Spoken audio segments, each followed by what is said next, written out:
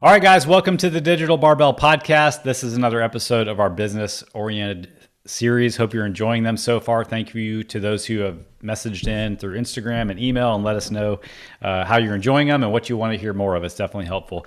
We're getting through the first set of these business-oriented podcasts, talking about the things that you need to be doing, paying attention to take your business from a side hustle to a serious business. We've already had episodes on the importance of why you need a website. We talked last week about the importance of a lead generator. And today we're getting into maybe one of my favorite parts of running our business, not the actual coaching side of it, but growing and running the business, and that's email marketing. Never thought this would be something that I enjoyed so much, but I really do. And I'm passionate about helping other people learn how big of a piece this is to a thriving, long-term successful business. Yeah.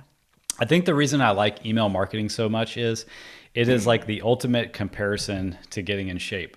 The things that help you get in shape over the long term and stay in shape are all the little things that don't have an immediate payoff. Go do a workout, lift your shirt, you still look the same. Make a healthy choice at a restaurant, lift your shirt, you still look the same. Lift a dumbbell. You didn't get stronger from any one particular workout. It's the cumulative effect of you staying consistent over the long term. And that truly is what email marketing is. It's the long play of sustaining a long-term business. And I just like that concept. And so many times you can't see or feel the payoff right there in the moments. And those are the times when you'd want to quit or you question, why is this even working? Why am I even doing this? Yeah.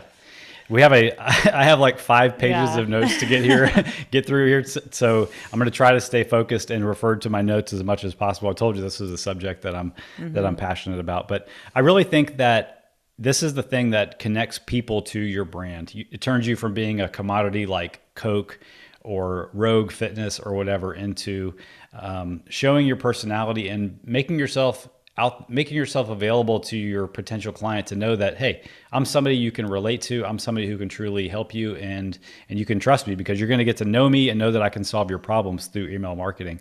And if you're already a coach and you're stuck in that like $2,000 to $3,000 a month range, which I think is kind of a common place to get stuck, if you play the long game with what we're going to talk about in this episode, it truly can be the thing to take you to $10,000 per month and more. But it is a long-term play, so just go into it with that expectation.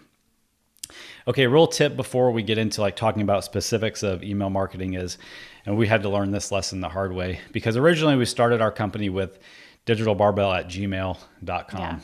And it costs extra money to have your name at your domain.com. So Jonathan at digitalbarbell.com, Blakley at digitalbarbell.com. And we didn't pull the trigger on that like right off the bat with the business. So we were just sending out all of our email marketing from our Gmail address. And that works. But if you think about it, Gmail is more likely to send those messages to spam because anybody can register for a free Gmail account and spam people. And their goal is to not let spam get through. So if you have the wherewithal, the means to go ahead and start sending emails from your own personal domain, get after it. Do you do it through GoDaddy or do you do it through You somebody register else? those through Squarespace. Okay, so with your website hosting company. Yeah, that's who we have no, that's not who we have our website hosted through. We host through GoDaddy. Okay. But we've created the website through Squarespace. Okay. And so you can set all that up through Squarespace. Sorry, I feel like I'm going to cough. You can tell that Blakley is like the brains behind our website, keeping our domains in order, keeping our hosting going. So I appreciate that, Blakley. So last week we talked about creating a lead generator that speaks to your ideal audience, creates trust, provides value. And we mentioned a little bit about creating an automated sequence of emails that goes out after somebody signs up for that thing. Basically, they're enrolling in a mailing list. So I wanted to get a little bit more specific about what that email chain, I call it, might look like so that you can have some idea of how to structure that, because that's something you're going to want to put some work into in the beginning so it happens automatically. Last thing you want to do is try to do this manually where you're trying to count, okay, somebody bought or downloaded my so-and-so, I need to send them an email. So Right. And we've played with different formulas for doing this over the years, and I'll just tell you kind of where we've landed through our own experience. I recommend structuring between 4 and 7 emails to go out as part of a automation campaign after somebody joins a mailing list. And I would spread that out over the course of about 1 to 2 weeks. Basically, when you do this, you're kind of setting the tone for how often your ideal client should expect to hear from you.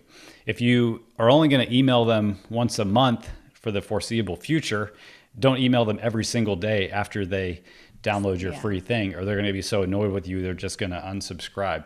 Well, let's back up just real quick, because I think we talked, if somebody forgot, or we talked about this in the last episode, but so we have a pop-up on our website. Someone clicks on it and downloads it. They don't get put directly into our email list immediately. Let's just call that our newsletter list. Our newsletter list.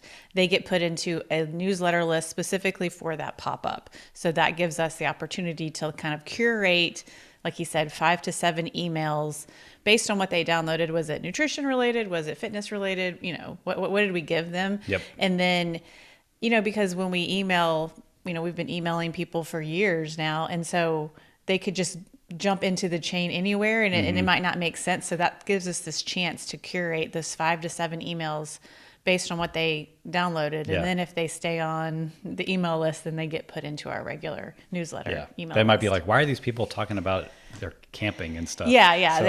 So it What like is this? it breaks down confusion, and it also allows you this chance to kind of like curate and then maybe make a sell if needed at the end of something, and then Right. and then go on to just general emails. So like you said, the point of this automation is a few different things. It is for them to get to know you. It's a chance for you to provide some social proof that you are a good coach. You get people results, that you're relatable.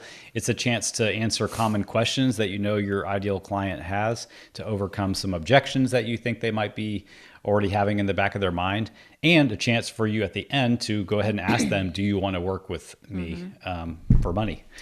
So let's give it For money. Let's take this to the next level. So here's kind of how I might structure a 5 email automation. I won't go into a ton of detail about this, but the first email is, of course, here is the thing that you want. Get right to the, don't like hold back. Don't make them jump through a bunch of hoops. Give them what they want, and just mention that this is the problem that we help people solve. If you have any questions or you want to hire us, here's how you do it. Let's use abs, arms, and you know the rest as our example. That's one of our most popular pop-ups.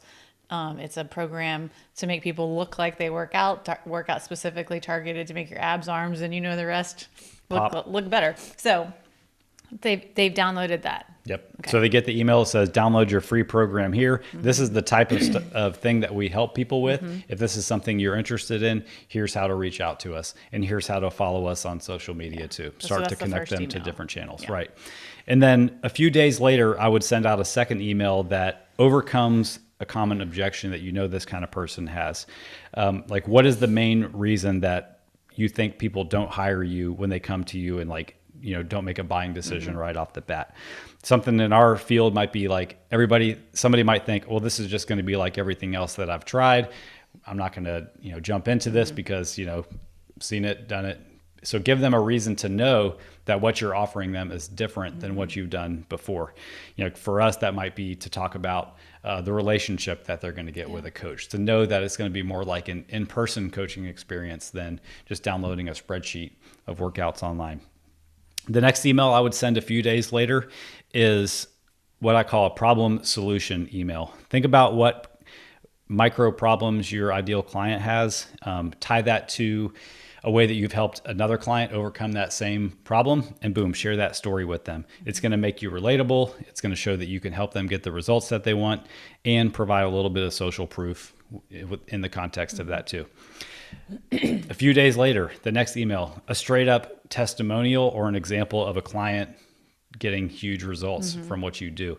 You know, like, we try not to overemphasize progress pictures and that kind of stuff, because I know that it can kind of create a weird relationship for a lot of people. But at some point if you're going to sustain a business long-term, you need to be getting people results. And part of getting new people to buy in is convincing them that, hey, this is what we do for a living, and the reason we're in business is because we're good at it and we're getting people results. So some sort of testimonial or transformation of a client. And then the last email in this 5-series automation is simply to give them a reason to buy from you, and specifically ask them to do so. And the most important thing probably of this is to put a reason for them to do it now. If you don't, then we all get busy. We all think we'll do it later. Put a specific time domain to them signing up for coaching, for inquiring about, talking to you more about your services. And another way to do that is to tie some kind of bonus to it. Hey, if we can get on the phone and talk about this now, I'd be happy to offer you 10% off your first month of coaching. Yeah. Whatever.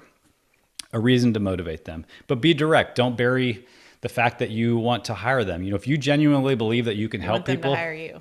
Yes.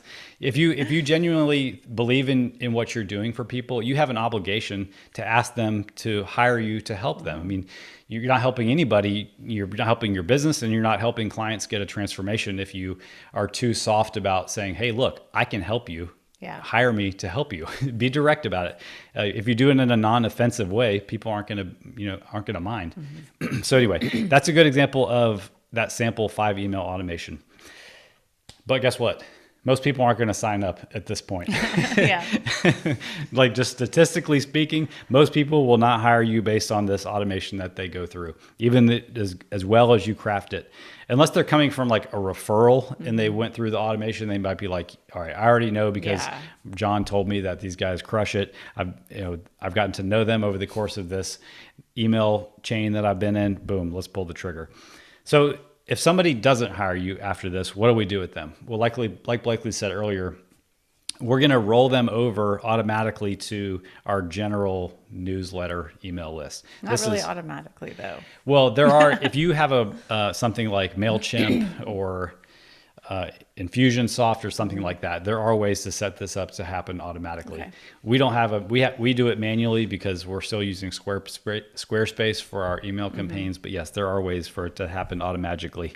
If it doesn't happen automatically, I would definitely put some sort of system in place. I have one for myself that triggers me to go in and look at, see who's finished with an email series so that I make sure that they continue to get emails from us. What are you laughing at? You said automatically. I said that on purpose. Oh, okay. I slipped that one in on you. Okay. So we're moving them over to our general newsletter. And this is really where the magic is going to happen, because this is where you're going to nurture your relationship with this person. It really sounds like some sort of like dating kind of thing here, but we call this a nurture campaign. It's just a long-term relationship that you're entering into with this person who has trusted you enough to give you their email address. And anybody who tells you that this is an exact science, or you have to do it this way, and you have to, even the stuff I'm going to tell you here, this is stuff that we have learned through trial and error that works for us in reading books on this, on doing research, talking to other coaches, looking at other businesses that use email. But there's no science to it. You're going to have to test some of this stuff out. And it has to be something that aligns with your own personality and what you're actually willing to do. If I tell you everything that we do and what we recommend in this episode, and you're like, that sounds terrible, then you're not going to do it. And you need to find something more sustainable that you are willing to stick with. So that's a little caveat to everything that I'm going to say. This has to be something that you're comfortable with doing. And even if you're not completely comfortable with it, push yourself a little bit outside your comfort zone, and see if you can stick with it, because consistency, as we're going to talk about, is key with this. Okay. You're not emailing these people just to put an email in their inbox. You're going to break their trust if they can tell that you're just, pulling out a tiny bit of information off the internet and sending it to them in their inbox. They're going to unsubscribe really quickly. You really have to seek to provide people with a lot of value and give them content that's relatable, entertaining, educational, personal, all that kind of stuff. Don't be tempted to take the information we're telling you in this episode and just like kind of mail it in and provide less than valuable information. You will quickly lose the trust of those people, and on they will go to hire somebody else. Okay, let's talk about frequency. There are some people, and I've experimented with this, who email their list every single day. They will send them an email every day. I will say that if you send out an email every day and you have a large group of people who stay on your email list, it's probably only a matter of time until those people hire you, because you're in a deep relationship with them. If they're willing to even read, 3 or 4 out of your 7 emails per week, then you're doing good. I didn't stick with that plan. It wasn't sustainable for how much time it takes to create that content. And I don't think it got to the point where we were providing enough value to make it worth it. So we have settled on emailing 3 times per week. And typically we do that on Monday, Wednesday, Friday, unless there's something weird during the week. But we try to spread them out is the point. Yeah. Only like last week when I had a specific campaign going, like explaining the 7 unpopular fitness truths, did I email like 5 times during that week. But 3 times per week is the sweet spot for us, because not everybody is going to open every single email. And that's not really the point of it. The point is that you're top of mind for anybody who has the type of problem that you solve. Yeah. And you come to mind when it finally comes time for them to make a buying decision. Or if they hear somebody else who has a problem that has to do with what they've seen your subject line of your email speak about, they might tell somebody else about it. So the point isn't to like win email marketing by having people open every single email that you send. So go into it with that expectation that nobody is going to do that. Okay, I said we settled on about 3 times per week, usually on Monday, Wednesday, Friday. We've experimented with sending emails out at different times of day. Used to go like really early in the morning, like 6 o'clock in the morning. Yeah, I'll address this one because I kind of came up with this thought because, I think if you get to your desk in the morning and you open your email and you have a bunch of email just sitting there, say you have 50, it's just like, I just need to check away at these and get rid of them so I can start my day. And so we didn't want to be in that pile of emails. We didn't want to be like in the inbox as soon as they get at their desk. So we were settled around like between 9 and 9:30. The email comes in. It's still in the morning, but it's not the first thing where people are just chipping away at them. Yeah. And in my personal experience with my own email, that's what I do is first thing I just like, okay, I gotta get a fresh start on the day, get rid of all this stuff. And then if something comes in mid-morning, I'm like more likely to read it. If there's one thing I've learned in 21 years of being married to Blakley is trust her instincts on things like this. She's really good at it, and I just have a feeling that women in general are more in touch with those kinds of thoughts, things that don't even occur to me. She's like, "Whoa, we'll pump the brakes. Let's think this through a little bit." And like, "Oh, that's a good point." So, I will say that since we made that switch probably 2 years ago, we have seen a slight uptick in our open rates of email. So I think there's something to it. Take that. Give yourself a bonus. Okay. Next time you run payroll. Okay, so we're emailing our list a few times per week. What the heck are we going to talk about? I think that is probably the main things that stops people from doing the things we're talking about is they don't know what to email their list about. It's basically creating content. But if you think about writing an email, that's a little bit more content to generate than posting a picture and a short caption on Instagram. So let's talk about the 6 themes that we have settled on for our email content and talk about how we are going to implement those themes as an ongoing thing to nurture our list.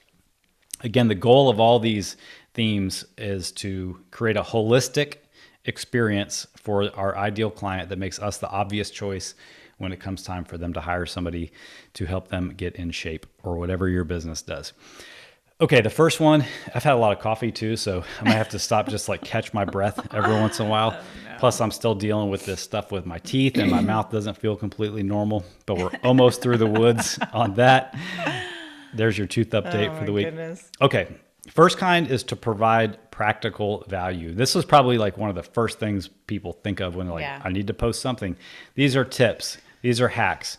These are snack ideas. These are exercise ideas, free workouts, travel tips. This is something that somebody can look at and, as Jordan Syatt calls it, like have an immediate practical action to take out of that post or that email and go do it in their life. So that's one kind. The next one is to shift people's beliefs that are holding them back. This is getting a little bit more woo-woo and take a little bit more thought, but an example of this might be to help somebody understand why they keep self-sabotaging themselves once they get to 10 or 15 pounds down. That's a big topic to get into. Or to help them understand why, they've been working out with the same 10 or 12 pound dumbbells for the last 2 years and they're not making any progress. They have a belief that they're implementing in their life for days, weeks, maybe even years in a row, and it's holding them back. And you take it upon yourself to help bring light to that belief, how it's holding them back, and help to shift their thinking in that way. That's a good one. I like writing those kinds of emails. And when you have an idea that you think can help shift people's belief, if they buy into it, they're going to know that they can trust you to help them make a transformation. Okay, the next one that seems pretty obvious too probably is inspirational and testimonial type emails. This is straight out of Building a Story Brand by Donald Miller, but this is where you make your clients that you already have the hero of the story. A lot of times when you own a business, it's tempting to like place yourself as the hero and you're here to fix everybody and like come do what we do and we're going to be the hero. But no, if you can make your client the hero of the story, you position yourself as the guide that helped them make that transformation.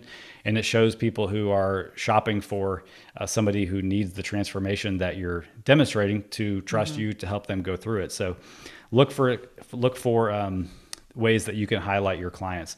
And this doesn't even have to be like a weight loss thing. This could be them accomplishing something. Like you just had a client that you just helped finish train for a rim to rim of the Grand Canyon. And like, that's something that we need to highlight, like make her the freaking hero of the story for accomplishing that amazing feat.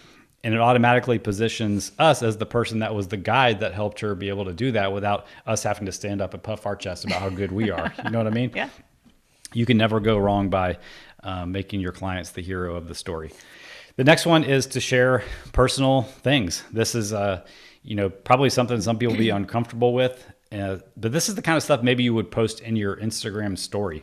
Bring some of that to your email because not everybody is on social media or Instagram.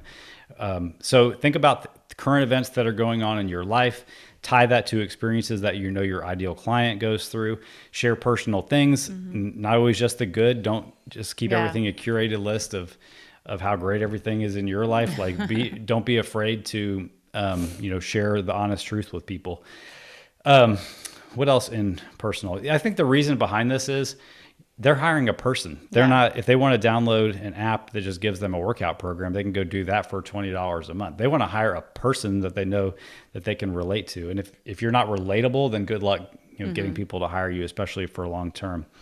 People don't want to hire a robot who just never struggles with anything in their life. Yeah. So I hope that we come across as normal people that are down in the trenches doing the same stuff with our clients every day. The next thing is another really obvious one, and one that probably almost every new coach overdoes, is educate. I know when we started our business, like almost every single thing that we talked about in an email or social media was focused on education. But just like people don't want to hire a robot, they also don't want to hire a teacher. Yes, we need to help them learn about the basics of fitness and nutrition and exercise and training and all that stuff. But we need to do it in a relatable way. Yeah. So be careful with how much of your email content is focused on just educating. You can establish yourself as an expert in other ways other than educating. So keep it a part of your email campaign, but it's only one of the 6 themes. Yeah. Every email shouldn't be about educating. And then the last that most people never even think about doing is a sales email. This is where you actually have a reason for somebody to sign up for coaching with you. And guess what? Asking people to sign up for coaching with you is probably one of the things that will lead to you making more money and turning this thing into a serious business, coming out of just being a side hustle. Gary Vaynerchuk has a book called Jab, Jab, Jab, Right Hook, something to that effect. And the point is, out of these 6 frameworks for emails that we have, 5 of them are designed to provide value. That's the jab. We're always giving value. We're always relating. We're always being helpful. We're always asking, how can we give you more? And then every once in a while, we throw a right hook and say, here's how you can help us by letting us help you. So this can be just a general, like a thing that explains to people who are new to your list, like, hey, here's how we are helping people. Do you want to hire us to help you do the same thing? Or if you have a specific program that you take people through, use this opportunity as the sales email of your framework to go ahead and ask like for that sale. And if it's a time that you're launching a certain program or something like that, you're going to have to do this more often because people need more than one reminder. Remember, people don't open every single email that you read. So you might have to ask for the sale multiple days during a week if you're coming up on a deadline for when a program registration ends or something like that. Yeah, we found more often than not that like when we release something, at the very end is when it fills up. Yeah. People kind of wait till that end date, We're all the same way. Like, Yeah. we wait till the last minute to order our Christmas gifts. We wait till the end of Amazon Prime Day to order the things that we need. Which reminds me, I put something in our Amazon cart that I want you to check out because it's like 40% off right now. Okay. Now, I just laid out the 6 frameworks of these emails. Let's call them email themes. What we're going to do is we're going to flow through these. It doesn't have to be like, you do number 1 on the first day, number 2 on the second day. It doesn't have to be like that, but you need to just keep a running list in your head. Have you shared a client testimonial lately? Have you educated? Have you done like a shift changing type email lately? And just try to keep a good balance between all these things. If you want to come up with a way to keep track of it more organized than that, go for it. But don't be a robot about having to feel like you stick with this exact same framework over and over again in this order. But you certainly could like list it out for the month. Like this email is going to be this type, and and if you're new, that's sure. probably better to do until you really get a flow for how you like writing and that kind of stuff. Now you might be thinking like, and this is definitely something that we struggled with and even talk about to this day. You're going to feel like I can't say the same thing that I've already said again. I have to keep coming up with brand new content ideas. Well, let me ask you this. Don't you still solve the same problem for your ideal client that you did when you first started? Probably. Yeah. And your ideal client is still struggling with the same thing that you help people with. So it's okay to keep talking about the same types of things. If anything, it will help establish you as an expert in that area and make it more likely that when somebody who has the problem that you are really good at solving comes across your content, they feel like you're speaking right to them, and they'll hire you, faster than if you were just trying to talk about something different every single day. So if you've been following us for any amount of time, like there's certain themes that we talk about. We don't hide our faith. We talk about that we help people not only get in shape and get extremely healthy, but give them aesthetic results with our training also. We talk about that we don't believe that tracking your food for the rest of your life is a viable strategy for weight loss and weight loss management.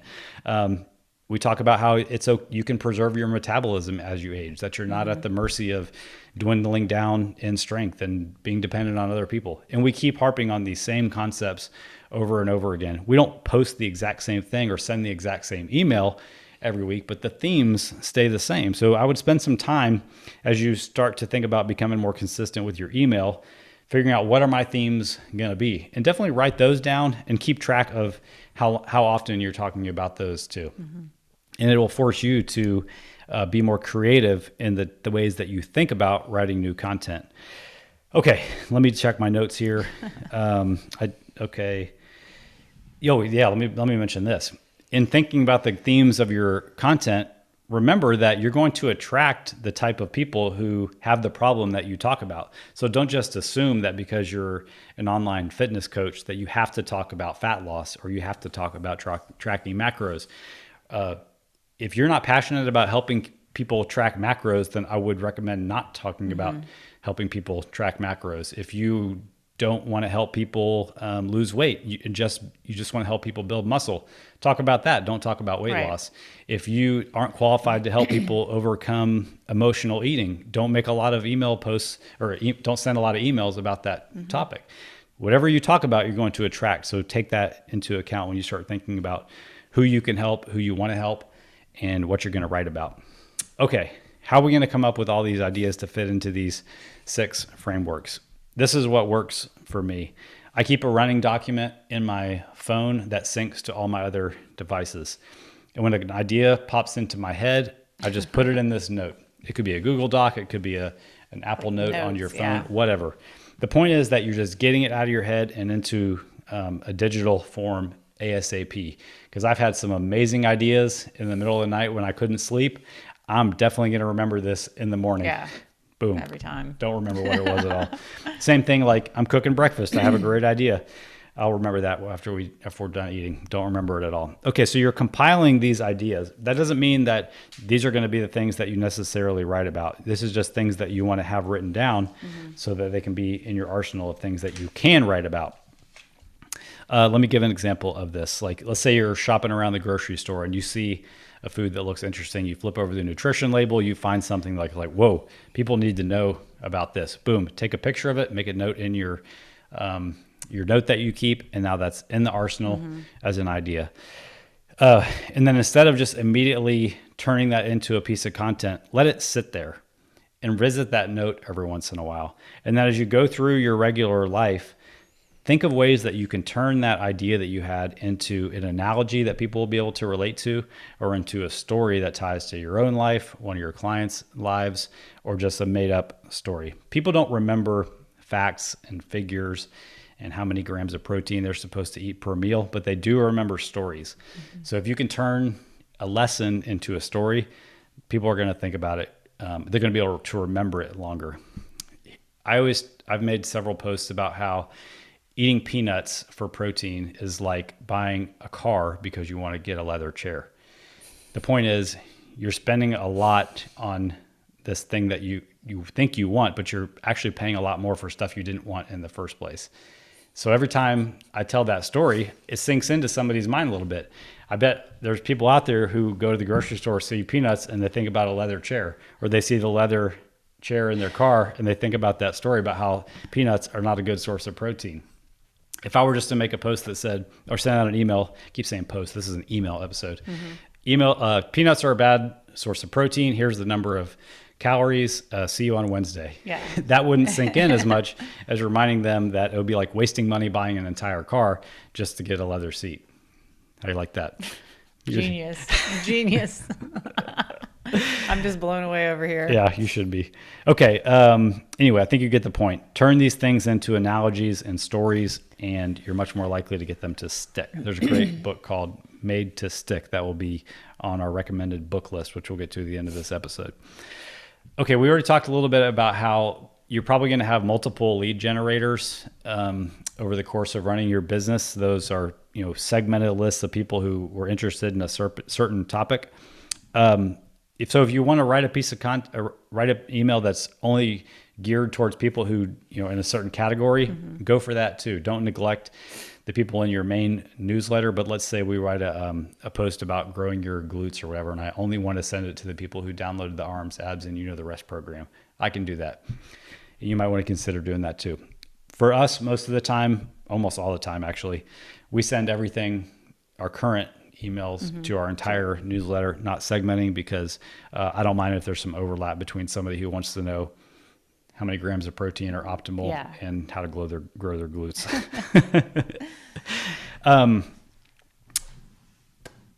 How are you going to get people to read these emails that you're sending out? Let's say that somebody doesn't check their email till the end of the day and there's now 50 emails in there. Why are they going to open yours unless they have a reason to? Well, the two main things that are going to get them to read it are, what is your subject line and what is the first thing that they see in the preview of the email. That's how you decide if something is going to be for you or not. So this is something that you're going to have to get better at with practice. This is like an art. This is figuring this piece out. Right. So actually, before I get into talking specifically about how to write an email subject and that kind of stuff, let me, I guess my notes are really jumping around here. That's my fault. Let me talk about this real quick. When you're writing emails, it's important that, I think the statistic is that somebody has to have between 30 and 60 touch points with you before they'll consider making a buying decision with you. That means that they looked at your YouTube video, they saw you on Instagram, they clicked on an email, they clicked on a link in your email. It takes a lot of times to build up the trust for somebody to think about hiring you. So when you're writing these emails, make sure to include other ways for people to have one of those touch points, especially if it's a touch point that establishes a lot of work that you put in, a result that you've gotten somebody, or establishes your credibility. When I talk about a specific exercise in one of our emails, I make it a habit, even though it takes extra time, to include a screenshot of our YouTube video demo of that exercise. And somebody clicks on that, goes to our YouTube channel and sees that we have over 1,300 videos on our YouTube channel and that it's been around for over 5 years. that establishes credibility and shows people, maybe even subconsciously, hey, these people know what they're doing. Yeah. Direct people to your long form content, the blogs that you've written. Use emails as a way not just to convey information, but to establish these trust points along the way. Okay, we're going to get into the email subjects, but in order to get people to read your email with a good email subject and keep coming back for more, you need to learn to become a good writer. It's just a fact. Yeah. Like if somebody was emailing you all the time and after a first week you saw that it was full of misspellings, none of the sentences made sense, everything was just, the way that the tenses jumped around. If everything in the email sounded like the last 3 minutes of this podcast, kind of disorganized, you would unsubscribe. Yeah. And if it was boring, you would really unsubscribe. Right. So you have to become a good writer. You need a good editor. You got to read books written by good authors. It will start to influence the way that you write. Follow good writers on social media because they'll talk a lot of times about their writing process. Subscribe to other people's email lists that you think might be good writers. You can learn a lot by watching good writers write, especially, in an email type of environment. Reading a book only goes so far, but you want to watch people doing the thing that you want to do. Subscribe to our email list. Yeah. If you just go download one of our free things, not only we get the free thing, but you'll get on our email list too and start getting emails from us. And, when you see something in an email that hits home, take note of why it did. Was it the way that it was written? Was it the story that was told? Treat this as a learning experience to make yourself better at writing. Think about if you're looking at all the emails in your inbox, why did you open that email? Why did you read that email? And what was the subject line? What was the first line that you read? And what drew you in to read the whole thing? Yep. And when you write an email, you're not done. You have to edit it. Yeah.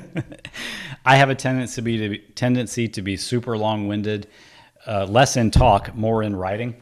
Also in talk, but more so in writing. So the first time that I write an email, I have to read it again and again. How can I make this more clear? What can I take out? I think Mark Twain has a quote that says, I was going to write you a short letter, but I didn't have time. It takes time to edit down to something that's clear. So your first draft should not be your last draft. Right. If you got a professional writer in the house, have them read your emails before you send them out. Okay, here we go. Crafting a subject line. Like I said, this takes a ton of practice. And realistically, you should probably write 10 sample subject lines for your email before you even decide on one. And you may not even end up with one, but you might end up with a variation of that one. And sometimes you can even start with an idea, write the subject line first, and then craft your email around it. People like numbers. I don't know what it is, but if there's an email subject line that has a number in it, 5 ways to create an email subject line. Right. People are going to click on that more. So take that into account. Email subjects 101. That's the most generic, right. No one's clicking on that. Yeah. Or if it was just generic and said, let's say it was an email about 5 ways to write engaging subject lines, but the subject of your email said, boost your business with this email, or this email will help you grow your business. You're not going to click on that. It's not engaging enough. There has to be some curiosity peaked. Plus, when people see a number, they already start formulating an idea in their mind about how long it's going to take to read the email. I can handle 5. If it was 17 ways to do this, that probably wouldn't get as many opens because, I don't have time to read 17 ways. 5,000 high protein recipes. I'm the same way. I love to research movies. And if I'm right now, Halloween, I'm all about the scary movies. And if I'm okay, scary movies to watch, and it's 35 movies, I'm no, I don't even have time to watch 35 movies. Don't give me a list of 35. Yeah. Give me a list of the top 10, the top 5. Narrow it down for me. Right. Don't do this every single email, or people will catch on and be like, oh boy, here comes another one of these numbered list emails. But do include them because they do work. The key is to pique somebody's curiosity and make them interested in what you might be saying. BuzzFeed is, of course, notorious for this, over the top. You don't be as BuzzFeedy as BuzzFeed is, but don't be afraid to craft your words in a way that really makes people wonder what you're going to say. You won't believe this high protein food that only has 100 calories. Right. Well, I'm going to click on that email and see what it is, because maybe I don't believe it, maybe I do, but I want to find out. But to your point, like if you're over the top on BuzzFeed, I'm immediately turned off. Like Right. I won't even say this channel on YouTube, but there is a certain channel that I'm just like this. Like You can say what it is. She doesn't listen. Everyone is so BuzzFeedy, and you already have 1 million people watching it anyway. Yeah. Like don't do a cliffhanger every single episode. It's very annoying. It is annoying. And you can keep track of the open rates on your email and see when you've gone too far. Like if you've annoyed people, you'll have more unsubscribes than usual. By the way, it is normal for people to unsubscribe from your email list. That it still stings a bit when I see people unsubscribe, because I feel offended. Like maybe I did something like, what wrong. did I say? Yeah. But I have to just remind myself that as long as we have more people coming onto the list than off the list, then our business is growing. And it also is likely that the person that unsubscribed just wasn't our ideal client. And as long as they can go get help somewhere else, then that's completely fine. Yeah. I try not to take it personally anymore. And this goes with what we said earlier, but pay attention to the types of subject lines that you already like to open. Take a screenshot of them. Don't try to remember them, and then paste them into the note that you're keeping track of your email topic ideas on too. Yeah.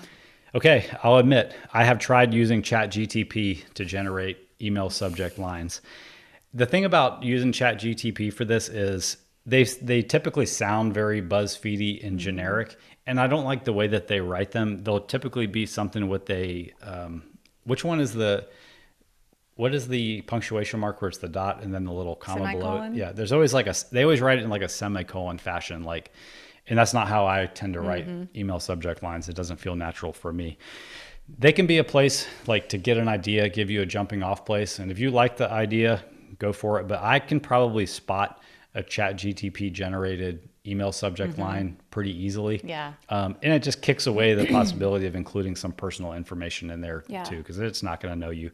You basically copy and paste your email into ChatGTP and you say, write me 10 catchy subject lines for this email, and it spits out the ideas, and you could say, I don't like those, try again.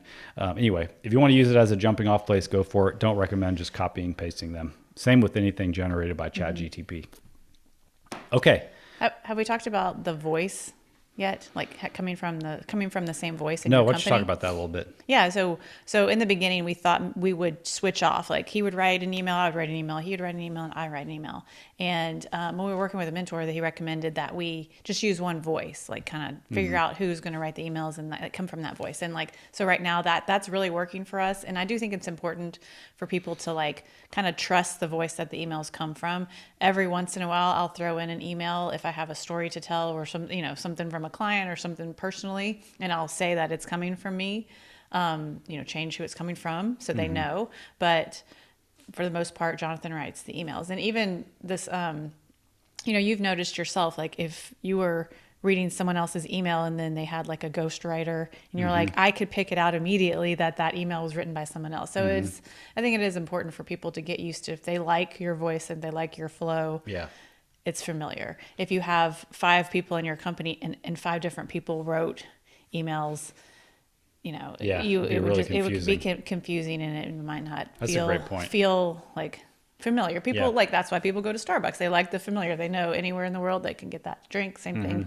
They know when they get a Digital Barbell email, it's going to be your humor. So if you have multiple people in your coaching business, I think that's really solid advice. Yeah. I've always said that our business would probably be double what it is if Blakley's voice was more out there in our emails and in our social media. But all the way back to the beginning of this episode, that's not just in complete alignment with what she's comfortable with on a day-to-day basis. And the roles that we each have in the company, it's like, you have more time for writing emails while I'm writing other things for the company, and we have our voices in different ways. Yeah. So we've found what works for us, and back to what I said in the beginning too, that allows us to be consistent with it, which is the most important thing when it comes to establishing trust with the people reading your emails. Basically, I have way more work than him, and I'm just couldn't get 3 emails. I'm over here just throwing balls for dogs all day. We said the word consistent. You gotta commit with ruthless consistency in the beginning of this process that you're just gonna do it, even though nobody's signing up for your email list. Nobody's opening these emails. You stink as a writer. We all stink when we start, but that doesn't mean that you're not going to get better and that it's not going to pay off in the long term. Figure out when you're going to do this too. Don't, probably the reason clients struggle the most is because they say, well, I'll do it later. I'll squeeze my workout in later, or I'll, make some food later. Right. Don't say you're going to get around to writing these emails later. Figure out your schedule, put it on your calendar at a time that works for you, that you're willing to be consistent with, and just go do it. Practice, put in the reps. That's going to be the thing that makes you get better at it over time. And just start it. Like, if this is something that you're like, this would take my business to the next level, this is something I need to do, just start this week. Like, start on a Wednesday and let it and continue. Yeah. There will never be a good time to just start something like this. You'll be so nervous to hit send on that first email. Do it anyway. Add us to your email list so I can read them too. Okay, let's review a little bit. Email marketing is like getting in shape. The results are not instant. You are in this for the long haul. You are making daily deposits in your account that are going to make you an overnight success in 5 years, I promise. Create automated email chains that are tied to your lead generators so that you can nurture people into the relationship with you, set the tone for your voice, show them that you can help them, show them how often you're going to email with them, provide social proof, and even give you a chance to sign up to work with you. Deliver the thing to them. Create that automated chain that goes through all those things that we talked about earlier, but just give them what they want, right. And don't be like a shady salesperson or anything like that. After they're done with that, move them to your general email list. And this is where you're going to nurture the heck out of them. We talked about the 6 themes of your nurture email routine. I won't mention them all again, but rotate through them and hammer on the topics that you stand for, that you're passionate about, and the things that you want to help people with. Become a good writer. Learn to tell stories. Learn to come up with analogies and hook people with an interesting subject line. And I forgot to talk about this, but a really interesting first line of your email too. It could be the most interesting subject line, but when they open the email, if it's talking about what you had for lunch, they're going to probably just hit delete, move on to the next thing. Plant the hook so that they want to read the rest of the email, and then edit. Only give them the good stuff. I've heard that the difference between a professional photographer and an amateur photographer is that the amateur photographer shows you all of the pictures that they took. Pro only shows you the good ones. So edit your emails down. Perfection is not the goal with this. Consistency is. Establishing the relationship. You're building an asset for your business with this email list. Treat it like gold. Treat them well, and they will treat you well in the longer term of your business, meaning your business will grow to where it's providing for you. This business is our only source of income. We've said it before. And when we started this business, we were making a paltry amount of money that barely put food in the dogs' food bowls. We have no plan B. So everything we're sharing in these podcasts is a sneak peek behind how we plan to continue to make this our job into retirement. And what has worked for us. Yeah, exactly. So I hope that it comes with the perspective of we mean everything that we're saying in these episodes. Next week, we're going to be talking about social media. This will be a good one.